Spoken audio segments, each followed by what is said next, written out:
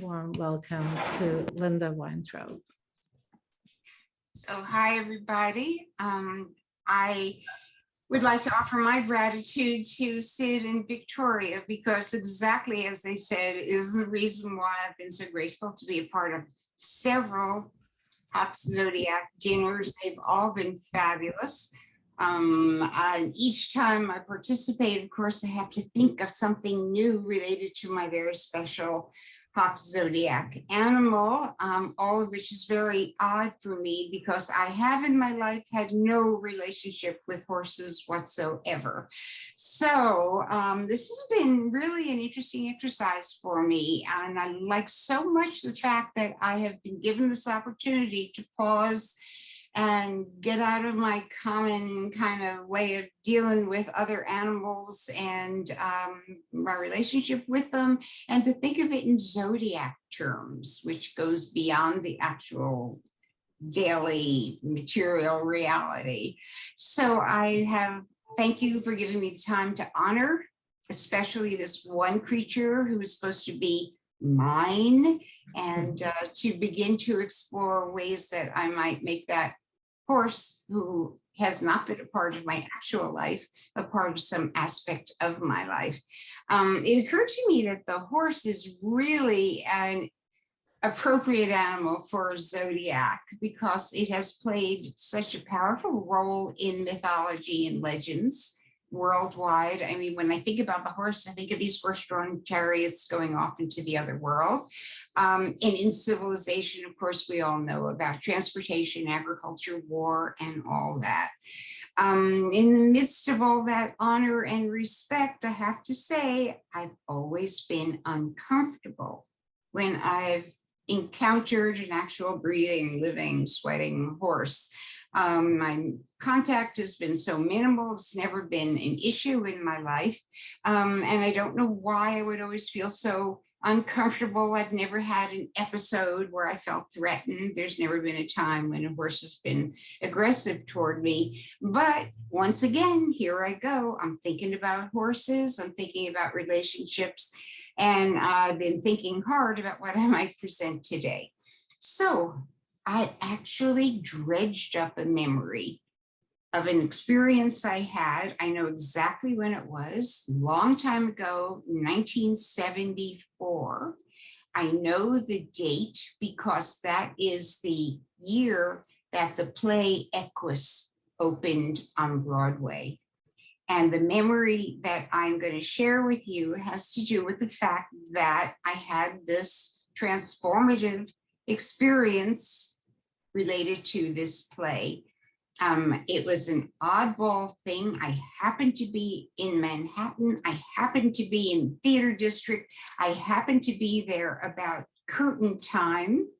And I knew this play was an absolute sensation. There weren't tickets to be had for months, probably years. I don't know what possessed me, but I marched right up to the ticket office and I said, "Do you have one ticket for the next performance?" And believe it or not, I was off inside the theater being ushered into the stage area. So I expected I'd be taken up to the balcony and given the last seat in the end row.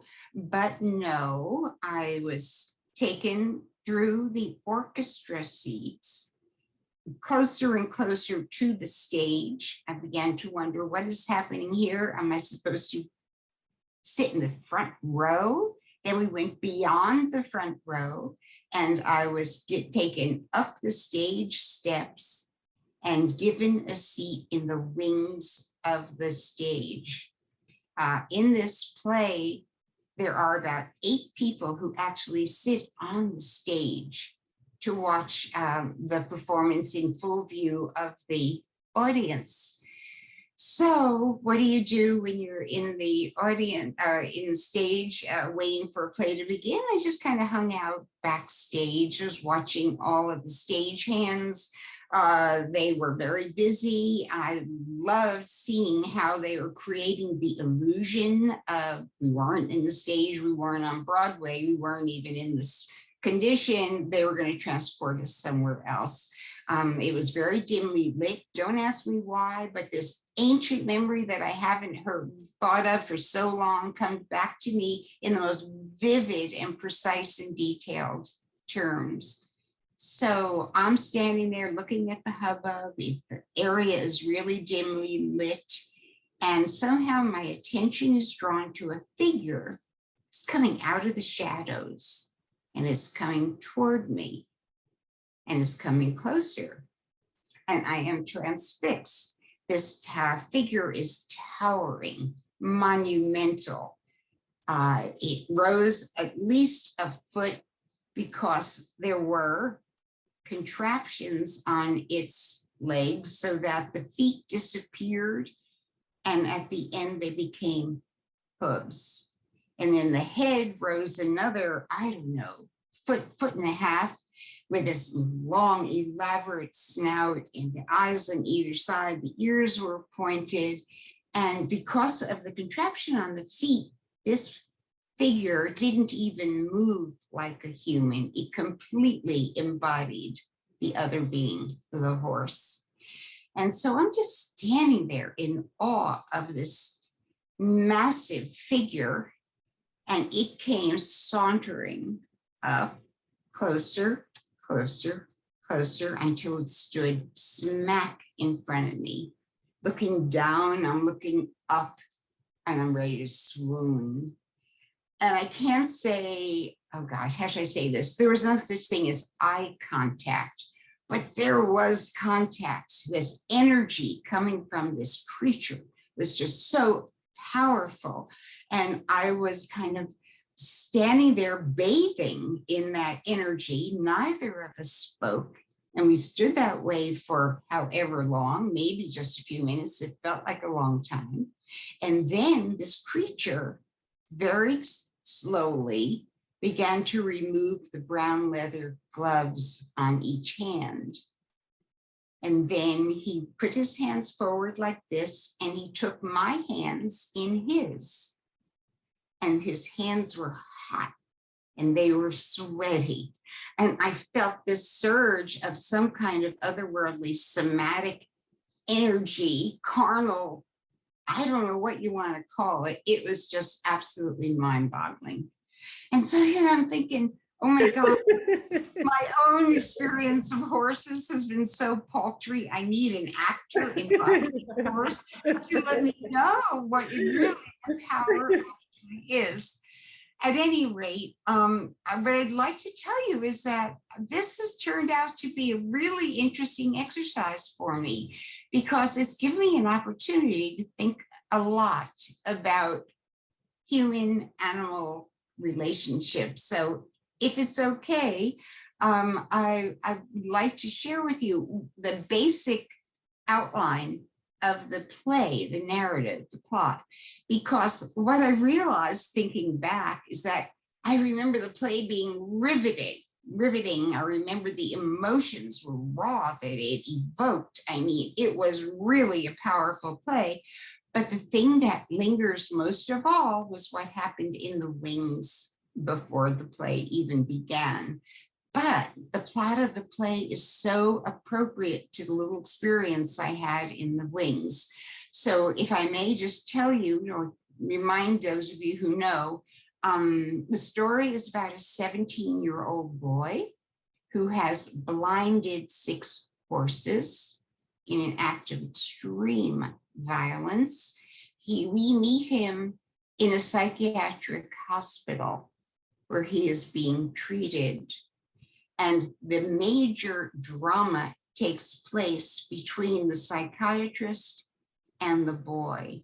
And so through their conversation, we learn about the boy's fixation on one particular horse called Equus, and how he has an erotic relationship and passionate relationship with this horse, and how he wants to feel the muscles and smell the sweat and relate to the fur and have a really intimate connection with this massive Equus horse. And it even is revealed that secretly the boy has been taking the horse out on midnight rides, and they ride free at night, and the boy is naked, and of course the horse is raw, and they have this amazing relationship. And the psychiatrist is hearing about the relationship of the boy that the boy has with this animal, and he begins to compare it to his own life, which is spiritually bankrupt. It has no passion in it. It is dull. It is ordinary. It is not fulfilling. And he is really feeling uncomfortable, is too weak a word, really doubtful that his treatment is the appropriate way to handle the boy's, what we would call, insanity. He envies the boy, his passions and his heat and his vitality. And he really begins to doubt the value of psychiatry, because to cure the boy would mean to rob him of the sources of beastly, animal, authentic, carnal energy and return him to a very placid life that we call civilization. Okay, so it's an amazing story. And you know what? That is precisely, as I think back on it, what happened to me on that day in the wings of the theater, because I was transported by the energy of the animal, completely out of my ordinary being. And I began to feel that there is another way of being in the world that possibly is so inherent to us that is actually embedded in our DNA. And it felt at that point as if something was being awakened that had been latent, that was mine as well as his, that was energy that had nothing to do with aggression, nothing to do with a dominance, nothing to fear. It was experiencing a little bit, just a taste of what that young boy had felt, and the psychiatrist. And that is, how often in our ordinary civilized lives do we have an opportunity to feel awe, to go so far beyond ourselves that we are in the presence of something ever so much more powerful, but that we can relate to it and that it belongs to us too. So rather than feeling fear when I was in the presence of this character, rather than being intimidated, I realized now what happened was I felt like I was going home, that I was rediscovering something that had always been there, that I had not recognized, that I wanted, maybe I yearned for, even if I didn't know it existed. And it took this silly little exchange in the wings of a Broadway theater to give me lots and lots to think about. And one of the things I have been contemplating is that civilization is defined according to how far humans have traveled from the animal. And we've been, as humans, speculating for so many centuries on what makes humans distinctive. Why are we different from animals? And the way we are different from animals seems to be the way we derive our pride in being human, being special, being in a different category, being able to use our minds in a special way. And that, I think, means we've sacrificed something really powerful as well. And that is what happens when we reconnect with some kind of visceral energy that bypasses the civilized way of doing things. It's the psychiatrist's dilemma. And maybe we would all benefit by visiting my kind of experience. I'm sure it's available if we know it even exists, but for the most part, our mundane humdrum lives doesn't really account for that. So lots and lots to talk about here, but maybe I've spoken enough, and I'd love to hear from people about the general situation, about what we gain with security and comfort when we become, quote, civilized, and what we sacrifice, and if maybe what we sacrifice is something we might cultivate as well. That's so beautiful, Linda. Just an amazing, amazing story. And it made me also think about how much horses are now used for therapy and to really help, especially young children or autistic children. It's very much related to mental well-being and to our mythology about freedom. And that's exactly what you're talking about. It's very beautiful. Right. I actually been doing thinking about that exact issue. And I know there's been horse therapy, and there's also a wonderful movement that we all, I'm sure, are pleased to see happen, where the horses are whispered to gently and tenderly, coaxed to behave in a certain way rather than the whip and harshness. But you know what occurred to me at the end of both of those processes? They are domesticated. They are brought into the human world. And I still think, however, I mean, their energy is probably just below the surface. Maybe that's what I've always felt when I've been in the presence of a real horse. But ultimately, we want them to be our partners in our world rather than us traveling into their authentic DNA, primeval, whatever you want to call it, world. So Jim has a question. You want to? Hey, Linda. Hey, Jim. Hi. So yeah, my question is, people domesticated animals, but they haven't domesticated any new animals for thousands of years. So why is that? They haven't domesticated any animals for thousands of years. We domesticated dogs, domesticated chickens. We've domesticated dogs and chickens and all these animals, but that was thousands of years ago. So why haven't we domesticated some new animals? I don't know. That's really an interesting.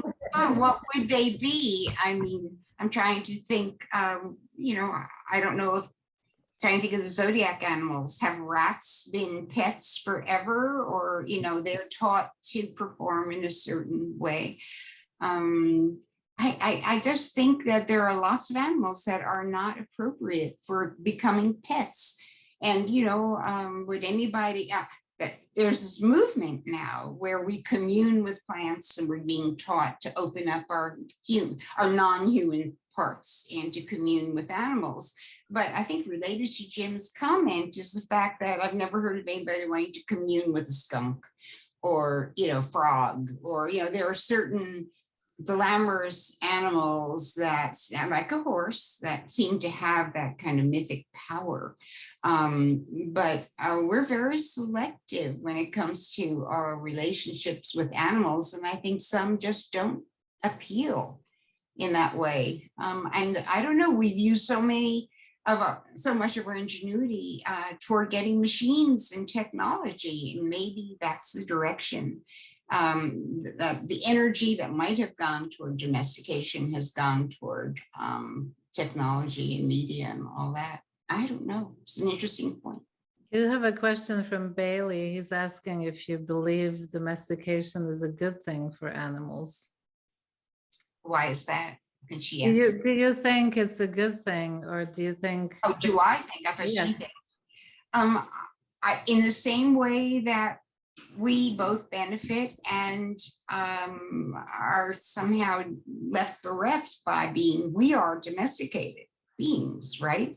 And so there is the two sides thing. Do you want to give up all of your comfort and security and all the tidiness and sanitation that comes with civilization, or go ultimately to the wild? I don't know, but somewhere in between. And this urge to separate from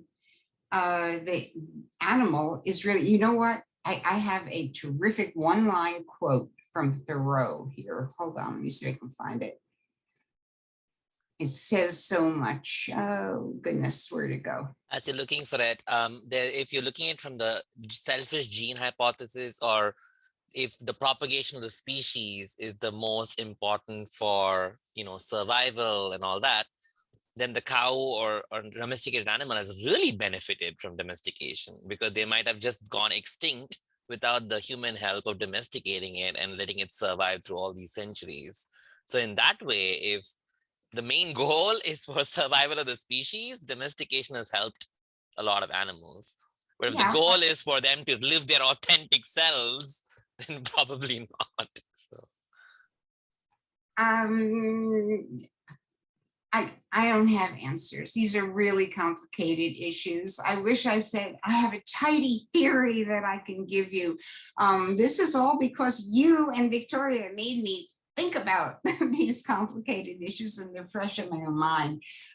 Here, this is given as an example of our relationship with animals. I think it's really interesting because it comes from Thoreau. We always associate Thoreau with being in tune with the natural world, right? And here's one line. He says, "The obscene and filthy beasts that have since classical antiquity formed a convenient contrast to everything we aspire to be."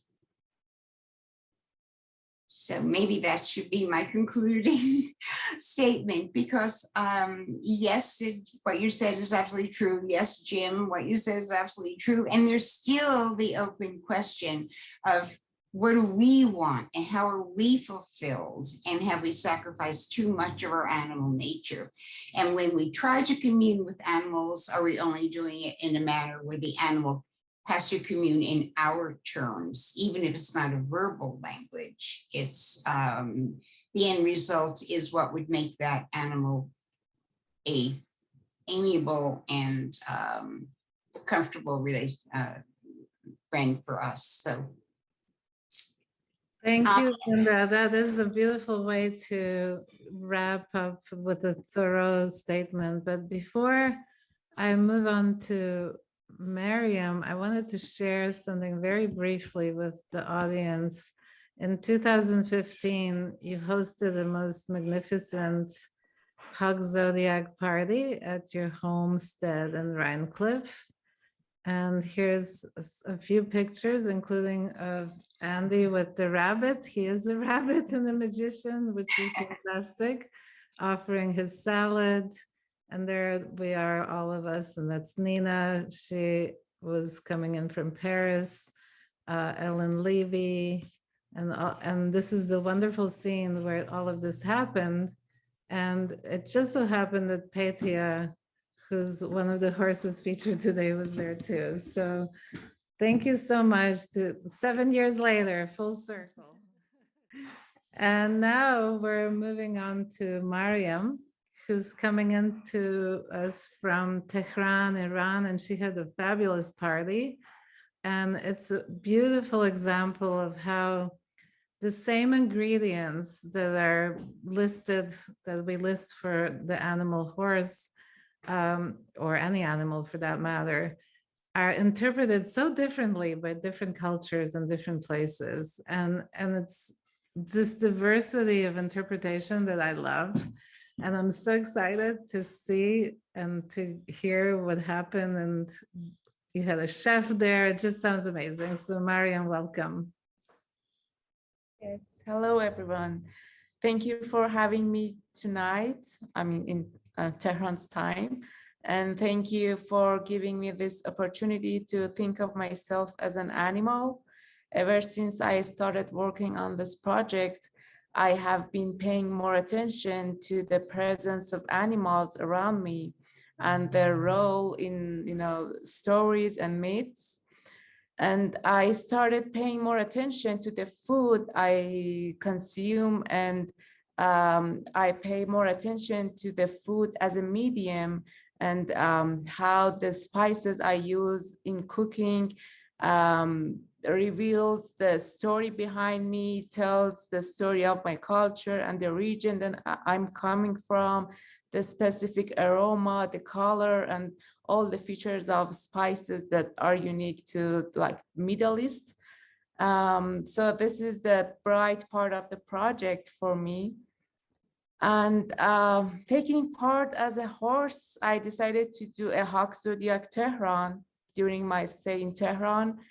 I asked a friend of mine who is an outstanding chef.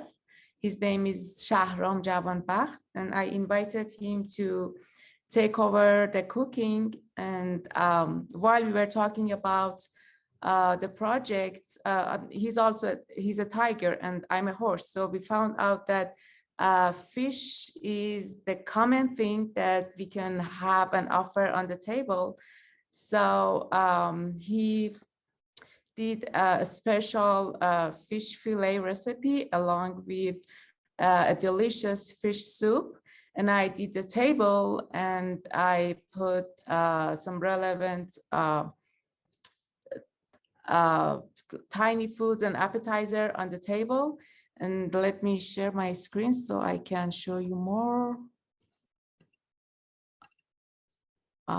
So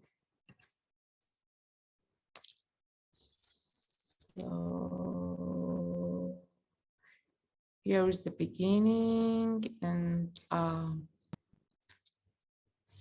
oh, this is a picture of me riding a horse. I wanted to share it with you. It was 2 years ago in a beautiful region in north of Iran. It was my first experience and I would like to do it again. So this is the Hawk Zodiac Tehran.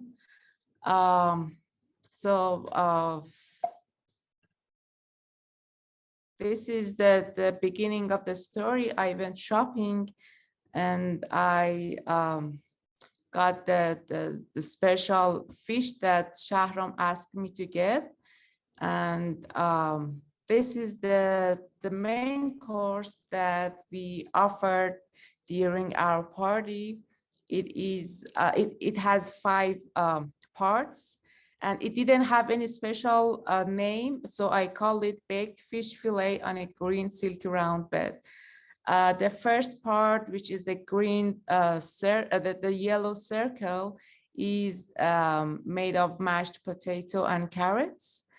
And the inner part, which is the silkiest part, is basil and parsley herb sauce. And the core is the most important part, the fish. And the top is filled with a mixture of feta cheese, dill, garlic, walnut, salt, and pepper. And those lovely white dots on the circle is made of cream, garlic, smoked paprika powder. So this was the dish, the main course that we offered to our guests. And it was really a lovely night. And the thing that came up during our conversation was Persian traditional medicine. Most of the guests talked about Persian traditional medicine because they found this project a little bit related to Iranian traditional medicine. And Persian traditional medicine is, it has 4 concepts of humors or fluid substances of the body, which are blood, yellow bile, black bile, and phlegm. And these 4 elements, like substances, are related to 4 elements, earth, fire, water, and air. So it was really interesting for me to talk about this phenomena during our party. And thanks to Victoria that gave me these lovely little pockets the day before I leave California. And it was lovely to have them on the table, and people really love to have them, and they found it really interesting. So here are some pictures of the night. Shahram was preparing the dish, and on the left part, you can see the flavorful fish soup in the making. And on the top, on the right part, you can see Shahram, the chef. He was talking about cooking as a form of intimacy, and it was really a nice topic that he pulled up. So we had 15 guests and we had 15 plates to fill these ingredients and on the plate. So I helped him to make these lovely circles and fill these strokes with the sauce. And here is the outcome. You can see that the completed plates. And so that the most important part of the gathering was the outside of the house in a beautiful garden in at my friend's house in north of Tehran. We had it around like 8 p.m. and we had 15 guests that most of them were high profile artists of the city. And more pictures of that lovely night. I wish all of you were there. And here, I also wanted to share you a picture of me and Mana Salehi. It was my first time to meet her. She was an artist in residence at Art Science Center around 2010. And she's a monkey, and she's a lovely person. She's an artist and researcher based in Barcelona and Tehran. And hopefully we can have her in the near future when we are honoring the monkey. And last but not least, today I found an extinct horse that is related to my country. His name is Nicean horse, and this Nicean horse is let me I wanted to read the text. So this Nicean horse is an extinct horse breed once native to the town of Nisaya, located in the Nisayan plains at the foot of the southern region of the Zagros Mountains in Iran. This horse was a favorite artistic subject in ancient Iran, where horse breeding flourished. This muscular Sasanian stallion was descended from the royal and sacred Nisaean breed of the Achaemenian Persians. Although now extinct, Nisaean horses were highly sought after in the ancient world. I really wanted to share this beautiful creature with you because he's no longer with us, like many kind of creatures that are not living with us because of the because of all the things that is happening in this country. But I wanted to share this beautiful shaped drinking vessel with you. I found it online. I have no more information about this horse because I just found it today, but yes, I wanted to share it with you, and thank you for your attention. Amazing. Thank you, Mariam. That was very so lovely. cool. That was so beautiful. All of it. All of it, exactly. And everyone you. should know Mariam actually took over a lot of the graphic design for the Hug Zodiac. So what you're seeing in the social and online, Mariam's doing it, and it's super exciting to have her. Hello, everyone. This has just been so lovely to step into this world with you all. I feel the kindredness of the day and of our four-legged brothers and sisters. this is a story that I actually haven't told in quite a while. And so I feel actually in the spirit of your story, Linda, how we, how do we enter the horse's world instead of trying to compel it into ours? And I must have, just a very quick backstory is that I'm a first generation American. My parents are from Bulgaria, they defected, and I am the American baby. And so soon after I was born, I think my parents were just very much into the road trip experience of their new home. And we piled into the car when I was probably 4 or 5, not much older than that. And we made our way west to probably several places, but we ended up in Minnesota, where I think my parents wanted us to have some kind of, you know, American West experience. And so we ended up going to a reservation, an Indian reservation.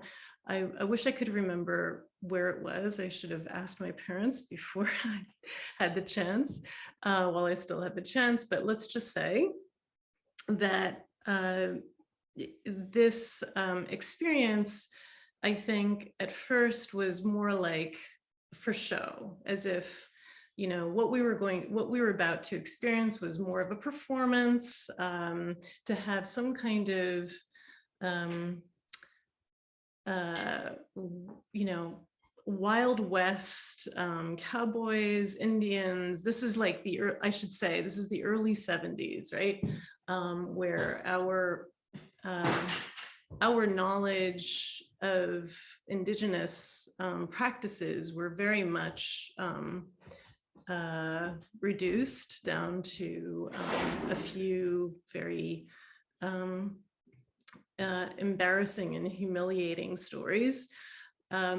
But let's just say that I think my experience of that visit to this particular Indian reservation was unadulterated because of my age. And we were able to meet a few of the reservation leaders. And I remember one particular person who was quite young, who was the horse handler, if you will, and inviting those who were interested to experience their way of life with their fellow four-legged creatures. And I was very interested in riding one of the horses. And naturally, this would be a bareback situation. And as a young person and as a small person, this was probably a little unusual. I was a bit tall for my age, so I think I got away with it. So they introduced me, this young man introduced me to his favorite horse named Princess. Princess was a younger colt, but was supposed to be quite mellow. It was also a hot summer day. And part of what we were going to be doing was, you know, walking very calmly and quietly through the lands. And at some point, we were coming upon a small pond. And as I said, it was quite a warm day. And some of the horses came to the pond to have a drink of water. Princess decided that she would like to have a swim. And I, you know, at this point, the horse is are sort of collected together. So it's not as easy to get to Princess, but they can see, I think, this young man could see that we were going to be, Princess and I were going to be walking out farther because Princess wasn't responding to calls. And so I started to go out farther, and I was starting to feel the water on my feet, and I'm enjoying this moment. I'm feeling no fear. People are calling, but I think I'm interpreting it as excitement. I am enjoying the coolness on my feet, and Princess is going farther and farther out. And I don't know necessarily what my swimming skills are at that point, but I'm not feeling any fear. And so she's walking farther out, and she decides that she would like to do a roll in the pond. Because at that point, she's buoyant. I don't know that she's no longer standing, and she does a roll. And I'm holding on to her anyway. That was part of the instruction from this young man to, if I would lose the grip of the reins, that I should hold on to Princess's mane. And so that's what I did. And I think in all of that, it was just this one moment where she swiftly went a full round, and I popped up, and everyone was swimming out to me at this point, because I think that they were anticipating that this was going to happen. This young man was there to pull me out. But I was really unaware of the dangers that were involved in this particular encounter. But I was very much a part of Princess's experience. She was pulling me into her world. And I should have had some kind of fearful response, but I didn't. I think I was more scared about everyone's response to what had happened, that something could have gone wrong. That certainly wasn't my experience, and I continued to have a loving relationship with horses when I guess because my parents saw that was not, that perhaps I was forging some kind of bond with horses, and also because my sister had also had a fascination with horses, that I would get sent to a summer camp to go to this horseback riding camp that I went to for a few years. And it was also in that relationship with horses, by taking care of them, waking up, quite early in the morning, going down to the barn, and sort of realizing at that point that my relationship was going to be so different with them, because they're in stalls, because they are being fed food as opposed to foraging for food, and that they're being saddled up, they're being dressed. It was a very different way of reading the horse, to be honest. It was very much are they equipped to be, in this domesticated condition, to be ridden on in the equestrian style, which is very different from, I guess, at that time was more sort of a Western style, where you could possibly ride bareback. And the one time that I did feel like loving kinship with the horse was when I got to feed the horse, the horse's treats. And so I brought with me today the treat that would always win over my horses in the stalls when I was in camp, which was the carrot. And, I think just hearing Linda, your story, and then also Miriam's, your story, that the shape of the carrot actually matters in this story as well, because it is this literal connection between, it's like it's the space of the transaction between animal and human, where the offering is being made, the horse is taking it, and then the horse may be kissing you back in your hand. Actually, sometimes that would happen. And so I feel like this particular food, this particular treat has, has a shape for a reason, that it understands that it's meant to make that bridging connection.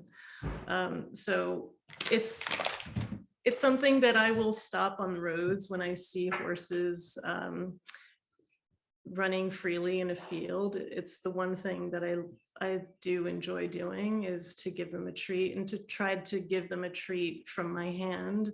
I know that some people frown upon that, because you're not supposed to treat horses, give them treats, but it's that when they're snorting in your hand, when they're breathing very heavily, just a few inches away from you, they're enormous, beautiful heads right there in you, is just so powerful. And I'm missing that, actually. I want to do that. The last time we did that was, I think, either in Iceland, or I think it was in Iceland. Yeah.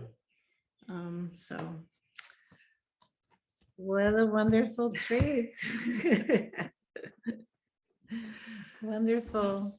So we any comments from our horse featured guests, Linda and Mario? Did you get that treat? Who said you can't give treats to horses? it's a silly thing. No. Yeah, it's a silly thing. It might upset whatever sort of precise culinary, regiment that they have, depending on what the horse is used for. But I don't really follow that rule. Just No. like a good horse. That's such an amazing story about that actually relates very much to Linda's story of this moment where you're just with nature, basically. You're just not even thinking, because you're not programmed yet to think this is dangerous, I shouldn't be doing this, this is what they should eat, this is how we should behave. Yeah. It's beautiful. Yeah. Linda, you're muted. Zoom land. I'm just curious to, if ever we could hear your parents tell this story. It would be more fraught with anxiety. You must have freaked out. They were really, yeah, it was really only after the fact that I could see that they were quite upset. And, there was a lot of franticness around me that I was really unaware of. I couldn't understand what the excitement What was. was the problem? Yeah, I was far enough away from the shore of the pond at that point to really understand what that meant. And, I was in this, happy oblivion. Amazing. I It's wonder how much beautiful. it shaped you, actually. that But moment. giving yourself over to the horse, and the horse just took command and you released your own will. I mean, that's a beautiful story. And I hope it is thought of in a way of like ecstasy or something very positive and extraordinary that way. Thank you. My beautiful daughter. Hi. And that's Petya, my auntie, who just presented. I loved that story, and I love that you're a horse. Am I on, Mom? I'm going? You're full on. Okay. Okay. I am very, very much a horse. I identify with the horse, and I'm going to start by showing you a video real quick.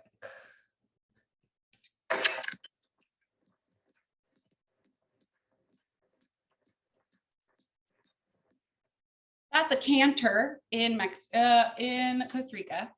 And I was thrown into horse camp at a very young age. So talk about childhood memories.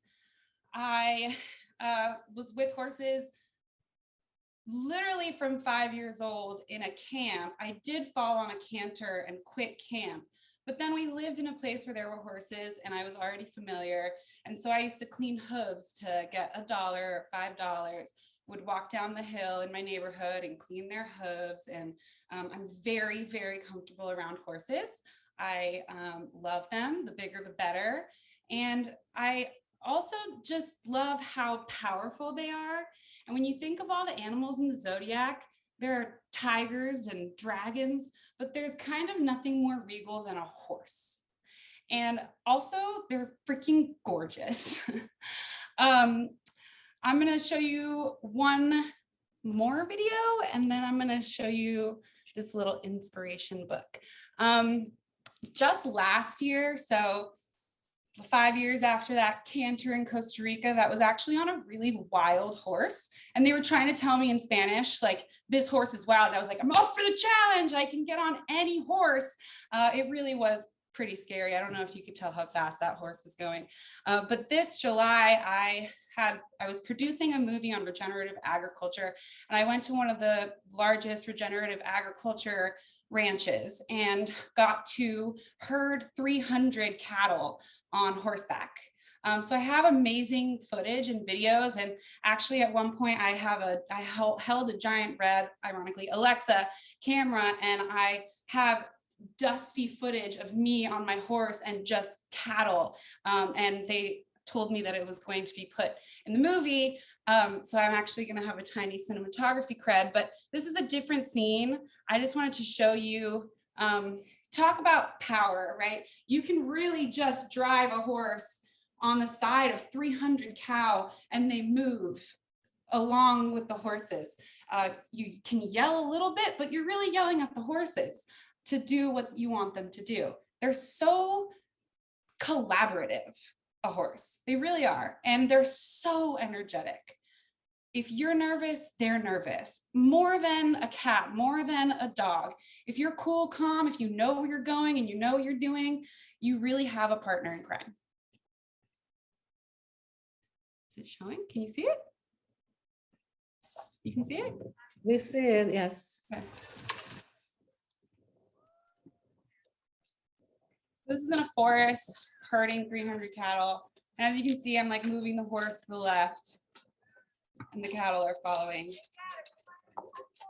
Everyone's yelling at each other, and the cattle would get, they get trapped in trees. So you have to, it's really tricky when they get trapped in trees. You need to bring your horse around and weave through branches and duck your head and make sure that the cattle don't get lost. Because if you lose one cow, you're out all night finding that cow.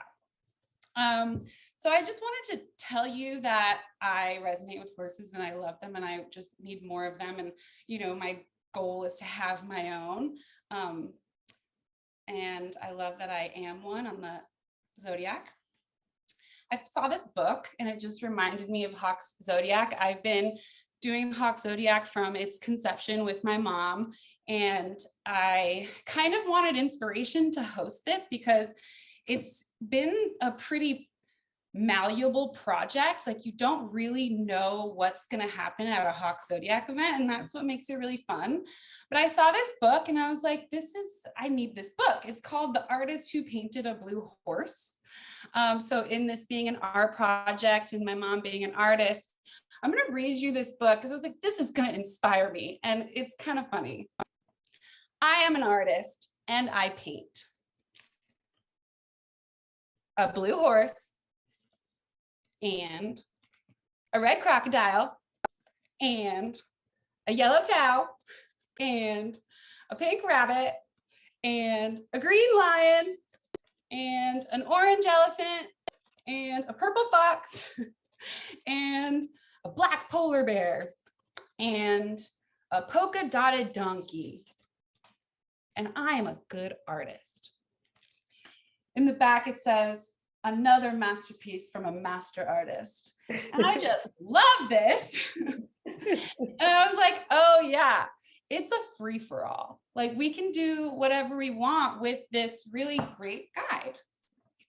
So I was looking at this and I was like, oh, cool. Like yin or yang, yang, element fire, of course. Like, and then I resonated with that as well. And then red, yeah, the boldest color that you could have and a primary color, but the boldest primary color. And it's easily identifiable. Like people use red to mark things so you can see it.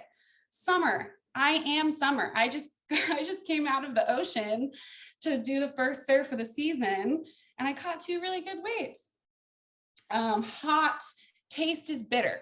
When I saw that the taste was bitter, I was like, holy shit. Okay, so zodiac, right?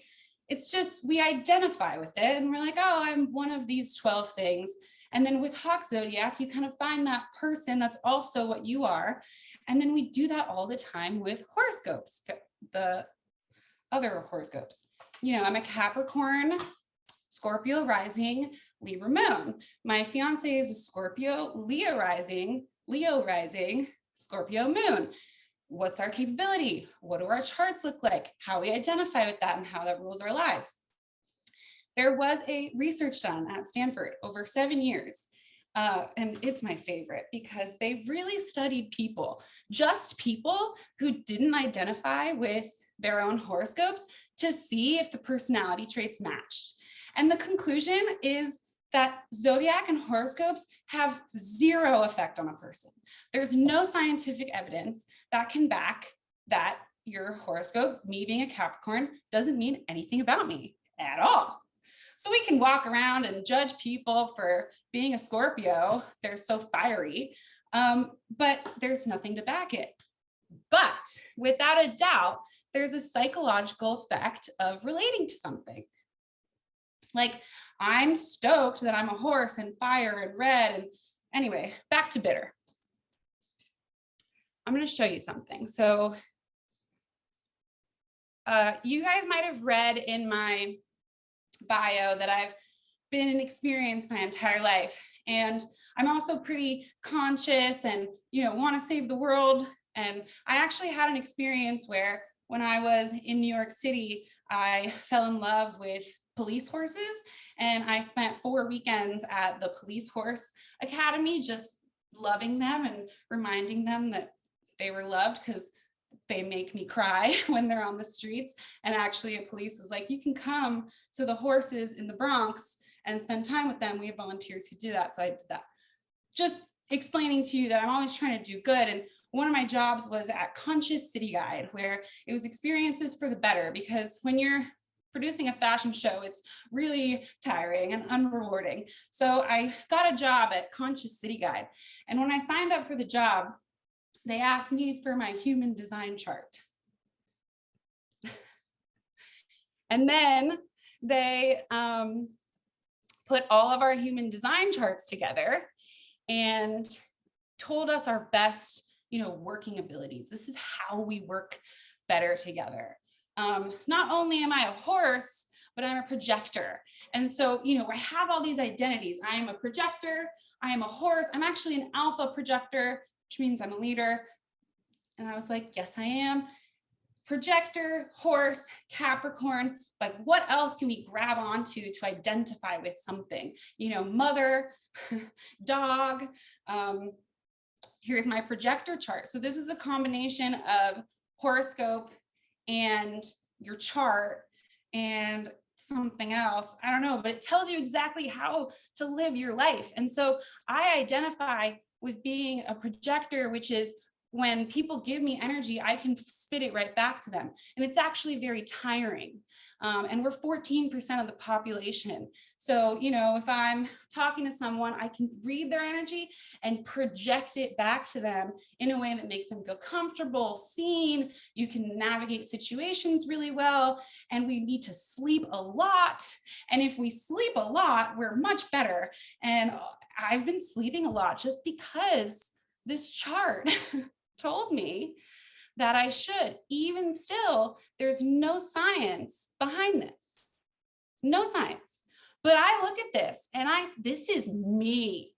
Not only is this me, I know this, my profile, I'm the Great Life Experimenter. When you click on that, I'm just meant to experiment to change my my patterns of my past. Like that's what I'm meant to do. And I feel really attached to that. My not self theme is bitterness. But when my horse, the taste is bitter. This is me, guys. This is who I am. I'm a Capricorn horse projector. When I eat, I need to eat in peace and quiet with low sound. And I read that and I'm like, oh, yes, that's how I prefer to eat. Anyway, I just kind of wanted to tie it all together to how we identify with things and how it helps us psychologically, and how, you know, we identify with red now, and all of us horses on here, we're going to see red and be like, that's my color. And it's good to create that kind of identity to things because it keeps us kind of thinking and it gets us inspired. So using my horse inspo, I have a couple things. So my mom wanted me to bring in my company a little bit when I didn't really know how to do that. But one of the boxes that we did for an experimental, I do corporate gifts. So basically just experiences in a box and gifts in a box, but branded and cool and pretty. So one of the boxes is focaccia art. So it comes in a little box like this, like you're cooking. And it came with ingredients to make a focaccia ball. And it's not ready because it has to rise, but then I got bread. I made moon phases with onions. And I got red tomatoes from the yard, and then I made fava beans. Nice. When I was picking the fava beans, I was like, this is perfect for a horse because they're overly complicated. Like it takes a lot of effort, but you know, we do it anyway, and then we only get this much. But it's, you know, we have to have it. And I just feel like, you know, that's kind of the horse. I'm also making berries and cream for my video because I also love that the horse is berries. I love berries. So yeah, that's what I wanted to share, is just how we identify with things and the psychological effects of it. And I also wanted to tell Jim that the reason why we haven't domesticated any other animals is because we ran out of animals to domesticate. We've tried all of them, but we found the complacent ones. Thank you. That was amazing. And I found out some new things. I never knew you did this whole thing with the horses and the cattle. You never told me this. Oh yeah. And they gave me the camera. The reason I was holding the camera is because I was such an advanced rider. Amazing. So the cinematographer couldn't do it. And I was like, get me in there.